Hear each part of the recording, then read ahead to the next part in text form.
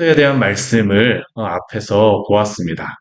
노아의 우리가 지금 한번 상상을 한번 해보도록 하죠. 저는 성경 말씀을 읽을 때 이게 상상이 좀 필요하다고 생각을 합니다. 이게 상상이 필요하다라는 게 지어낸다라는 게 아니고요.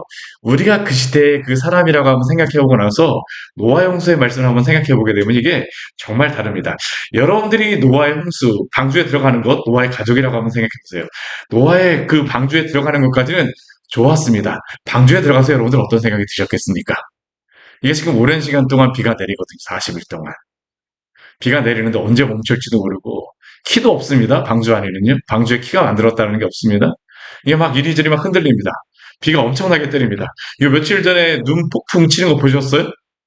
제가 저희 집에서 밖에 이렇게 보는데 광교산 이렇게 지나가는 산에 보니까 보이질 않는 거예요. 이게 엄청나게 너무 세면서 이게 창문이 잘 안 흔들리는데 너무 바람이 세니까 창문이 막 흔들리면서 눈보라치는 걸 보니까 야 이게 정말 강하구나.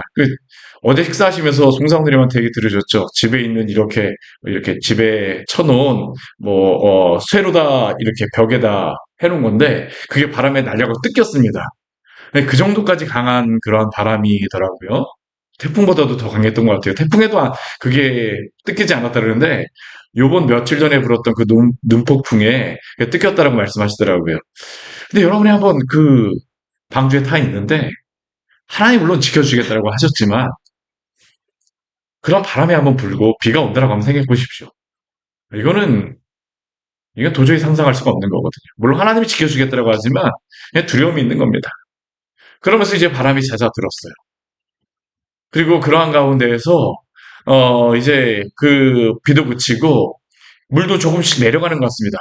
보이진 않습니다. 그러니까 이게 너무 궁금하니까 그 안에 있던 노아가 어떻게 합니까?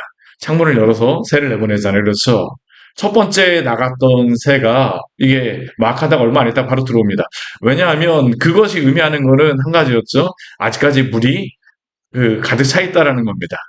그러니까 이 물이 가득 차 있는 가운데서 내리면 안 되잖아요. 문을 열면 안 되잖아요. 그러니까 있었습니다.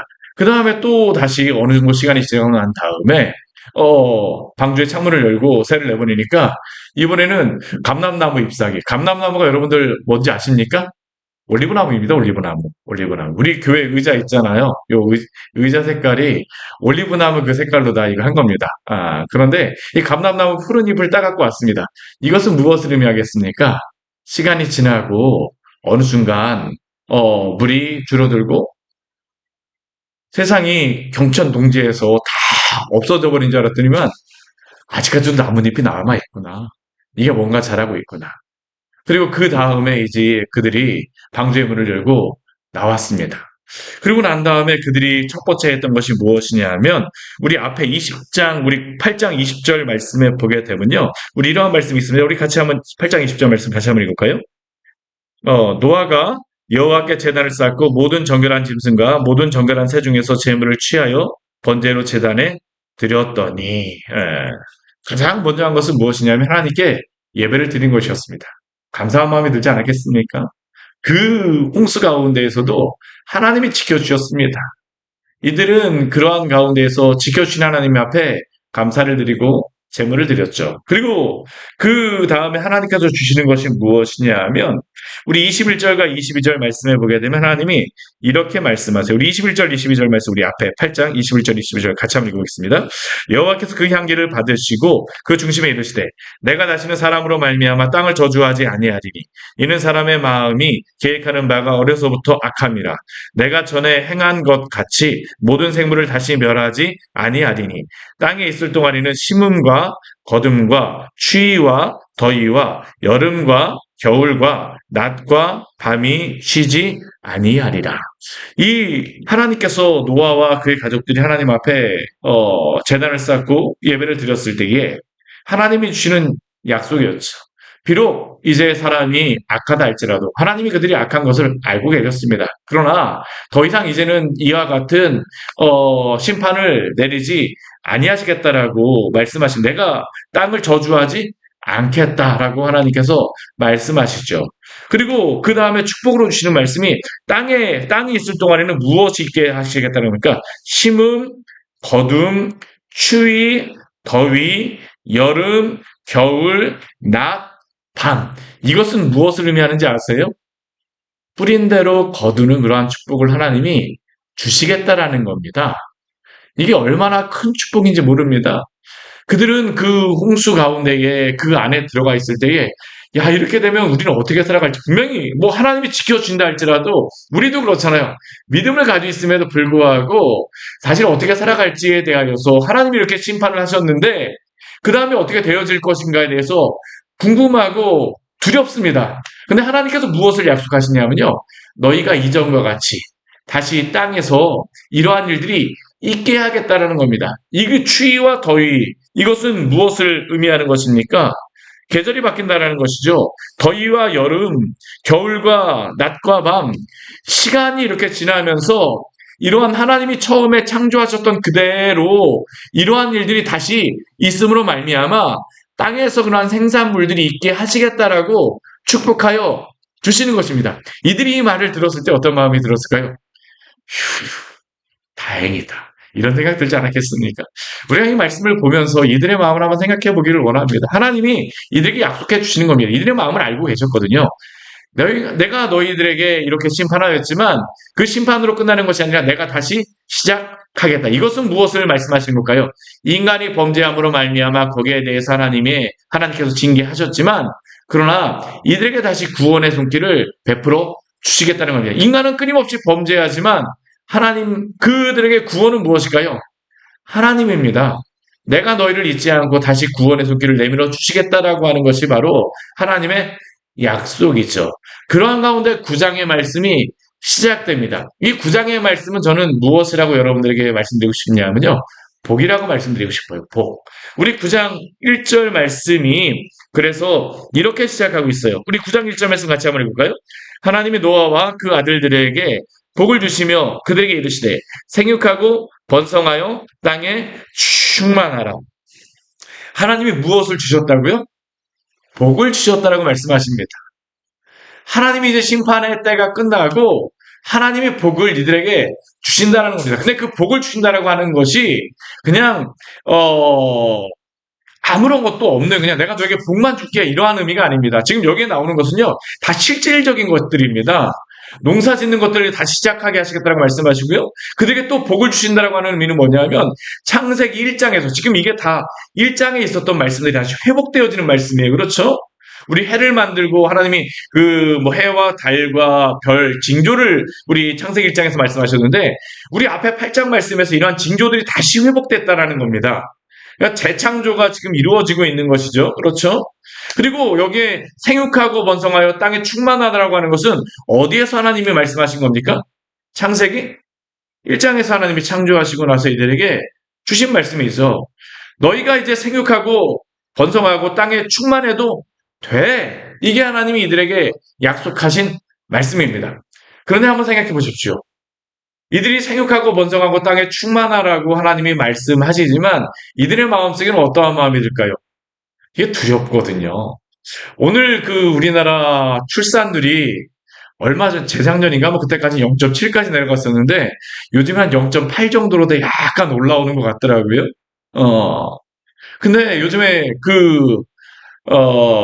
젊은 우리 대한민국 국민들이 아이를 낳지 않습니다. 왜 아이를 낳지 않습니까? 나아가고 그 다음에 자녀들을 어떻게 키울지 대책이 없는 겁니다. 아이를 낳고 그 키우는 것에 대해서 대책이 없는 것뿐만 아니라 당장 내가 어떻게 살아갈지도 대책이 없어요. 정말 그렇지 않습니까? 무엇을 해야 될지 뭐 여러 가지 많은 그러한 것들을 생각해 보게 되면 정말 고민 많은 그러한 시대입니다. 제가 그 대학교 다닐 때하고 저희 딸들이 다닐 때하고 지금 그 학생들 고등학생들 그 대학생들을 보게 되면요. 이 친구들 보게 되면 제가 이야기 나누다 보면 한 가지 그 제가 깨닫는 것 중에 한 가지 뭐냐면 되게 성숙했다라는 것을 느낍니다. 성숙했다라고. 그 성숙하다라고 하는 게 다른 의미보다도 자신들이 살아갈 것에 대한 구체적인 그러한 것들에 대해서 계획들을 가지고 생각들을 합니다. 저는 적어도 예전에 제가 대학교 다닐 땐 1학년, 2학년 때는 좀 놀아야 되겠다라는 그런 생각이 솔직히 저의 마음속에 있었거든요. 대학교 들어갔으니까, 그렇게 고생했으니까 좀 놀아야 되겠다 생각했었는데, 요즘 친구들 같은 경우에는 학점 관리하고, 이런 것들 관리하고, 그런 것들을 아주 대학교 때부터 굉장히 그런 것들에 대해서, 그, 구체적으로 계획하고 관심이 굉장히 많습니다. 왜 그렇습니까? 걱정이 있거든요. 네, 정말 걱정이 있습니다. 걱정이 있어요. 집 가격은 너무나 올라간다라고 하지. 뭐 여러 가지 직장 생활 보게 되면 이 생활에 그런 수준 차이들이 있다라고 이야기를 하지. 뭐 집 뭐 한 5억, 10억 우리 광교 같은 경우 어떻습니까? 여기 있는 것들 집들은 굉장히 비싸잖아요. 그렇죠? 요즘에 대한민국 그러한 집들 가격이 엄청나게 비싼데 이러한 가운데에서 내가 살아갈 수 있을까? 고민이 되어지는 겁니다. 근데 이러한 젊은 우리나라 대한민국 젊은이들의 그 마음보다도 더 두려운 마음을 가졌던 사람들이 누구일까요? 오늘이 노아와 같이 배에 탔던 세 아들 아니겠습니까? 그 가족들 아니겠어요? 앞으로 점점 어떻게 되어질지 모르는데 하나님이 들에게 그러한 두려움을 가진 이 노아와 그의 가족들에게 약속해 주십니다. 뭐라고 약속해 주십니까? 생육하고 번성하고 땅에 충만해도 돼. 자녀 낳아도 내가 지켜줄 거야. 내가 보살펴 줄 거야. 걱정하지 않아도 돼. 한 번만 말씀하지 않으십니다. 우리 오늘 말씀에 보게 되면요. 7절 말씀도 이렇게 말씀하십니다. 우리 7절 말씀 같이 한번 읽어볼까요? 너희는 생육하고 번성하며 땅에 가득하여 그 중에서 번성하라 하셨더라. 아멘. 하나님이 뭐라고 말씀하세요? 생육하고 번성하여 땅에 가득하여 그 중에서 번성하라 하셨더라. 한 번만 말씀하신 것이 아니라 두 번씩이나 말씀하십니다. 왜 그러셨을까요? 이들의 마음을 아시는 겁니다. 사랑하는 여러분, 2026년 우리가 참 뭐 여러 가지 걱정도 있고 고민도 있고 계획도 있고 소망도 있지만 하나님께 우리의 삶을 맡기고 믿음으로 살아가시기를 바랍니다. 사실 성도가 살아가는 것은 하나님의 은혜 가운데에 살아가는 것입니다. 하나님이 지금 이 노아의 가족들을 위로해 주시는 겁니다. 괜찮아. 내가 이제 그러지 않을 거야. 더 이상 이제 그러한 심판이 있지 않을 거야. 그리고 그들에게 또 말씀하여 주시는 것이 무엇일까요? 우리 그 사람에게 생육하고 번성할 땅에 충만하라고 말씀하시고 난 다음에 우리 사람에게 주셨던 그러한 축복이 근데 어, 우리 창세기 말씀, 우리 1장 말씀에 보게 되면 더 있었어요. 그게 무엇이었을까요? 땅을 정복하고 다스리라. 근데 우리 9장 말씀에는 정복하고 다스리라는 그러한 말씀은 주시지는 않습니다. 그렇지만 하나님께서 대신에 이러한 말씀을 그 뒤에 보게 되면 말씀하세요. 우리 그 2절과 그 3절 말씀에 보게 되면 이렇게 말씀하십니다. 우리 2절, 3절 말씀 같이 한번 읽어볼게요. 땅의 모든 짐승과 공중의 모든 새와 땅에 기는 모든 것과 바다의 모든 물고기가 너희를 두려워하며 너희를 무서워하리니 이것들은 너희의 손에 붙였음이니라. 모든 산 동물은 너희의 먹을 것이 될지라. 채소같이 내가 이것을 다 너희에게 주노라. 제가 예전에 초등학교 때 시골에 살다 보니까 축구를 했었는데 이게 동네 아이들하고 축구를 했었는데 그냥 동네 그냥 집 그냥 마당에 사는 겁니다. 뭐 넓지도 않습니다. 그래서 몇 명이 막 뛰어다니면서 축구하는데 축구하다 어떤 일이 있었었냐면요. 공을 뻥 찼는데 소를 그냥 매놨었거든요. 밖에다가 마당에다 그런 집에서 축구를 했었는데 근데 그 소 뒤 발꿈치 있는데 그 봉이 간 겁니다. 그래갖고 제가 그냥 그 봉을 또 차겠다라고 막 뛰어가고 차려고 했는데 봉 차기 전에 소가 저를 찼습니다. 다행히 그래도 빗 맞아갖고 그래도 크게 상처 입지는 않았었는데요. 소가 무섭더라고요. 저는 순한 줄 알았는데 무섭더라고요. 근데 한번 생각해 보십시오. 소가 그냥 진짜 뭐 농사 짓는데 농사 막 이렇게 쟁기 끌다 막 힘들다 그래갖고 주인을 막 받아버리고 한다 그러면 우리가 농사 지을 수 있을까요? 그럴 수 없는 것 아닙니까? 요즘에는 뭐 소로 다 농사 짓지는 않지만 근데 우리가 동물들을 보게 되면요. 이 동물들이 사람을 두려워합니다. 여러분들 그 바다에 보게 되면 무서운 그 짐승이 상어보다도 더 무서운 그러한 짐승이 있습니다. 그게 뭔지 아십니까? 우리 고래 있잖아요. 범고래. 범고래 같은 경우는 정말 굉장히 똑똑합니다. 근데 범고래들이 이게 한 가지 그 잡아먹지 않고 해치지 않는 그러한 그 존재가 있습니다. 그게 누군지 아세요? 사람입니다. 사람.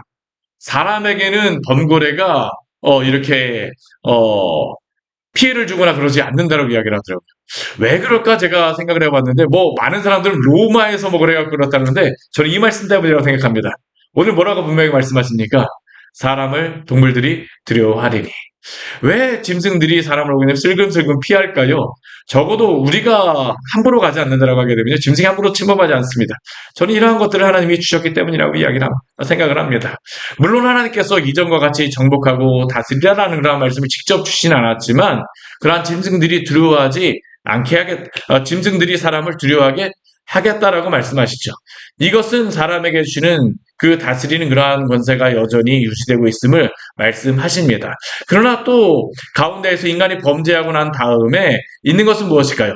이전과 같이 그렇게 호의적인 그러한 관계에서 있지는 못해요. 그러다 보니까 인간이 잘못하게 되면 땅이 인간에게 해를 가하는 그러한 일들이 있습니다. 그리고 또 한 가지 하나님께서 사람에게 주신 것 가운데 우리 3절 말씀에 보게 되면 무엇을 말씀하시냐면요. 모든 산동물은 너희의 먹을 것이 될 것이라고 말씀하십니다. 우리 앞에 말씀해 보게 되면 하나님이 무엇을 먹으라고 말씀하십니까?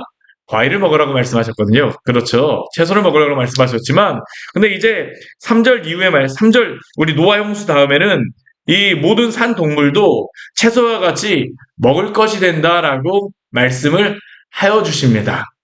그러니까 우리가 이 말씀을 보게 되면 이 동물을 먹는다라고 하는 것은 인간이 정복하고 다스린다라고 하는 것에 대한 하나님의 말씀이기도 합니다. 물론 여러 가지 실질적인 이유를 본다라고 하게 되면 여러 가지 그러한 먹을 것들이 부족한 그러한 가운데서 하나님이 허용해 주신 것이다라고 생각할 수도 있겠죠. 그러나 여기 가운데는 분명히 정복하고 다스린다라고 하는 그러한 의미가 있어요. 그러나 하나님께서 모든 산 동물을 먹을 수 있다라고 말씀하시지만 아무렇게나 먹다라고 말씀하지는 않습니다. 우리 그 뒤에 4절 말씀에 보게 되면 하나님이 이렇게 말씀하세요. 우리 4절 말씀 같이 한번 읽어보겠습니다. 그러나 고기를 그 생명되는 핏째 먹지 말 것이니라. 이것은 무엇을 말씀하시는 것입니까? 함부로 먹지 말라라는 것입니다.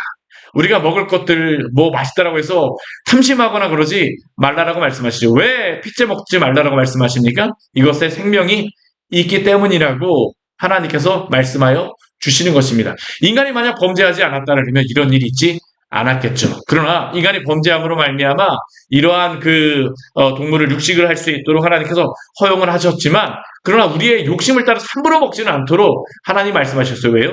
생명의 피가 있기 때문에 이렇게 함부로 먹지 말 것을 뒤에 보게 되면 말씀하십니다. 그러니까 이것을 통해서 하나님께서 창세기 1장에서 주셨던 인간에게 주신 그러한 축복이 계속적으로 이어진다는 것을 우리가 볼 수 있습니다. 또 그 가운데 피를 말씀하시면서 한 가지 하나님께서 또 말씀하시는 것이 무엇이냐면 6절 말씀에 보게 되면 이런 말씀하세요. 6절 말씀 같이 한번 읽겠습니다.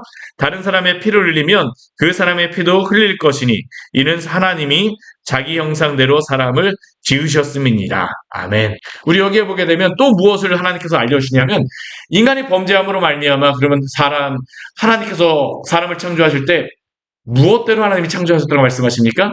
하나님의 모양과 형상으로 창조하셨다고 말씀하시잖아요. 그럼 형상은 어떻게 되어지는 것입니까? 라고 생각할 수 있는데 여기에 보게 되면 하나님께서 무엇을 말씀하세요? 사람을 살인하지 말라라고 말씀하십니다. 왜 그 이유가 무엇입니까? 사람이 하나님의 형상대로 창조되었기 때문이죠. 그렇기 때문에 창세기 1장 말씀에서 주셨던 그러한 축복이 여전히 있습니다. 그러나 이 가운데에서 있는 그러한 것은 우리가 볼 수 있는 것은 또 무엇일까요? 인간의 죄로 말미암아 헝클어진 그러한 부분은 분명히 있다라고 하나님이 말씀하여 주세요. 살인을 하지 말라라고 하는 그러한 중요한 이유 가운데 한 가지가 우리 다른 이유가 아닙니다. 하나님의 형상으로 창조하셨기 때문입니다. 사람에게만 주신 특별한 축복이자 또한 일이죠. 우리가 이것은 또 오늘 이 시대 가운데 많은 사람들이 자살을 하는데 하나님이 자신의 생명도 해치는 것을 하나님이 원치 않으십니다. 왜요? 하나님의 형상으로 창조되어진 사람이기 때문에 하나님이 그런 것들을 우리에게 허락하여 주시 않으셨음을 기억하시기를 바랍니다. 2026년 생육하고 번성하며 땅에 충만하라고 말씀하시는 이 말씀 기억하시면서 날마다 믿음 안에 살아가시기를 축원합니다. 그리고 그 뒤에 우리 8절서부터 우리 17절까지의 말씀에서는 한 가지의 그러한 말씀을 더하여 주시는데요. 하나님이 노아와 언약을 맺어 주십니다. 지금 이 언약을 맺는다라고 하는 의미는 무엇이냐면 내가 이러한 것들을 너와 분명히 약속하여 주신다는 겁니다. 우리가 이 노아의 홍수를 보면서 한 가지 생각하는 것 중에 한 가지가 뭐냐면 하나님이 이렇게 심판하신 것은 너무한 것이 아닌가라는 생각을 할 수도 있습니다. 그러나 우리가 또 한 가지 기억해야 될 것은 무엇이냐면요. 이 홍수가 끝난 다음에 하나님이 노아와 무엇을 하세요? 언약을 맺으십니다. 왜 하나님이 언약을 노아와 맺으셔야만 할까요? 우리 편에서는 하나님이 제가 아까 지금까지 말씀드린 것과 같이 내가 너희를 지켜주겠다라고 하는 그러한 약속을 주시는 것이기도 하지만 또 한 가지 하나님 편에서 보게 되면요. 하나님이 인간과 그 언약을 맺는다라고 하는 것은 이것은 무엇인가 이상한 것이며 창조주가 피조물과 언약을 맺는다? 이것은 굉장한 은혜죠. 하나님이 구태여 사람과 언약을 맺으실 필요가 없습니다. 그럼에도 불구하고 하나님께서 노아와 언약을 맺어 주심으로 말미암아 이러한 약속이 끝까지 유지될 것이라는 것을 약속하여 주시죠. 그리고 그 가운데에 중요한 이 언약의 징표가 한 가지가 있는데 그 징표가 무엇일까요? 무지개입니다. 무지개. 무지개. 무지개. 그래서 우리 하나님께서 내가 다시는 이 땅을 물로 심판하지 않겠다라는 그런 말씀을 하시면서 무엇을 그 증거로 다 삼으시는 겁니까? 무지개를 보라는 것입니다. 무지개를 보게 되면 내가 다시는 이러한 홍수를 너희에게 행하지 않을 것이다라는 것을 너희가 알게 될 것이다라는 것이죠. 또 이것도 누가 보십니까? 하나님이 보시는 것입니다. 어떤 분이 무지개에 대한 것들을 말씀하시면서 이러한 설명을 하신 것을 제가 들었던 기억이 있는데요. 이 무지개라고 하는 것은 보게 되면 어떠한 모양입니까? 이러한 모양이잖아요. 그렇지, 이러한 모양. 근데 무지개라고 하는 단어가 어떤 단어하고 똑같은 단어냐 하면 이게 원어적으로 보게 되면 활이라고 하는 단어와 동일합니다. 활이라고 하는 단어. 활도 이렇게 생겼잖아요. 그렇죠? 무지개도 이렇게 생기고. 그래서 이 언약을 노아의 언약이라고도 이야기하고 어떤 분들은 무지개 언약이라고도 이야기를 하고 어떤 분들은 활의 언약이라고도 이야기를 해요. 그래서 그분 같은 경우는 이렇게 그 설명도 하시더라고요. 활을 보게 되면 화살이 어떻게 됩니까? 이렇게 되면 화살의 방향이 이렇게 나가잖아요. 그렇죠? 사실 하나님이 심판하신다라고 하는 것은 하나님의 징계를 인간에게 내리시는 겁니다. 그런데 무지개 언약을 통하여서 활의 방향이 바뀌었다라고 이야기를 해요. 더 이상 인간에게 심판하시는 것이 아니라 인간의 죄를 용서하시는 방향을 하나님이 어떻게 하시겠다는 겁니까? 하나님이 인간의 죄에 대해서 책임을 지심으로 말미암아 구원을 주시겠다라고 하는 것이 또한 이 무지개 언약 가운데 드러난 것이다라고 설명하시는 것을 제가 들었었는데 우리가 그것은 너무 깊이까지 나아간 것이라고 생각을 할 수 있지만 또 한편에서는 우리가 구원을 받았다라고 하는 것은 무엇입니까?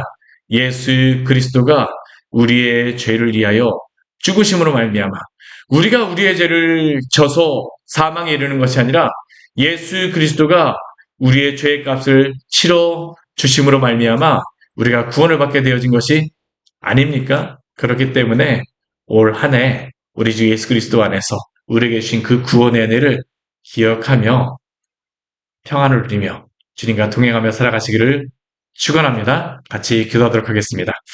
하나님 아버지, 오늘 노아의 홍수와 또 하나님께서 노아와 맺으신 언약을 통하여서 또한 그들에게 주신 이 약속의 말씀을 통하여서 우리에게 복 주시는 하나님이심을 또한 알려주셔서 감사를 드립니다.